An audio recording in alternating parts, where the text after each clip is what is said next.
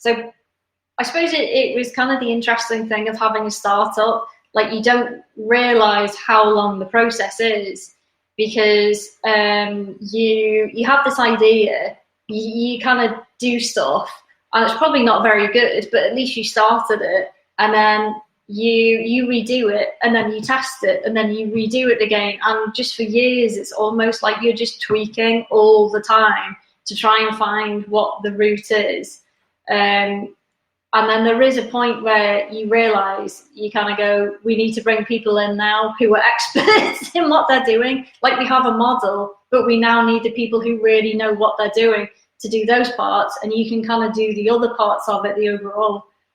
Yeah, you're absolutely right. I mean, as soon as you learn to do everything yourself until you realize, actually, in essence, I don't have to do this by myself anymore. I can offload this. I don't really enjoy it, but it's something I've got used to doing. It's in my routine. So let's push that out, which is good. And I know that you, I saw an announcement that you've recently taken on a social media assistant. Is that right?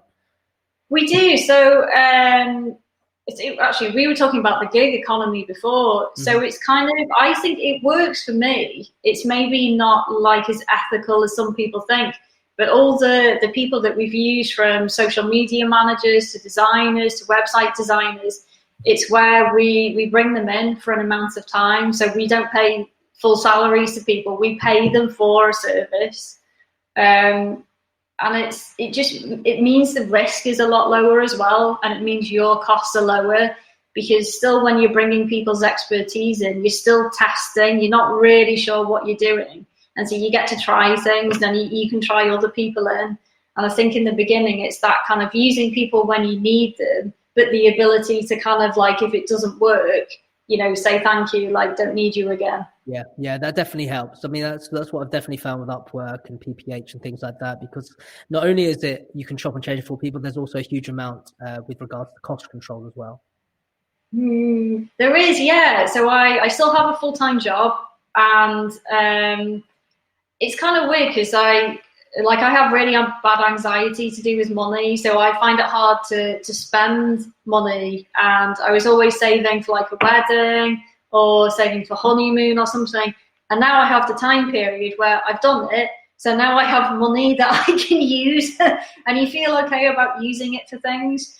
And when you're having like a crap day at work in the day job, you remember, like, you are doing this so that you have money to spend on the business, to invest in it, to grow it, and that helps the day a lot. It's a relearning process, though, at the end of the day. And it's once you get used to being thrifty and saving for a specific goal, then suddenly the world's your oyster, and you have all these little things that you want to do, and you don't. Sometimes it's just difficult to know where to spend it. It is, because I always thought, actually, this is something I've learned in the past week. So you have tools like Canva and MailChimp, and they're free to a point. And like loads of apps that you would recommend people with a startup to use to do like your banner, or to do your logo, or like, Shopify is amazing for websites. But if you actually want it to look good, you have to pay someone to use that free software to actually make it look decent. And in the beginning, like, it's fine using the free stuff because you get something kind of out there and you can do stuff and you just have something available. But then you realize why people get paid to be designers and why they get paid to be social media managers, because they can do it a hell of a lot better than we could.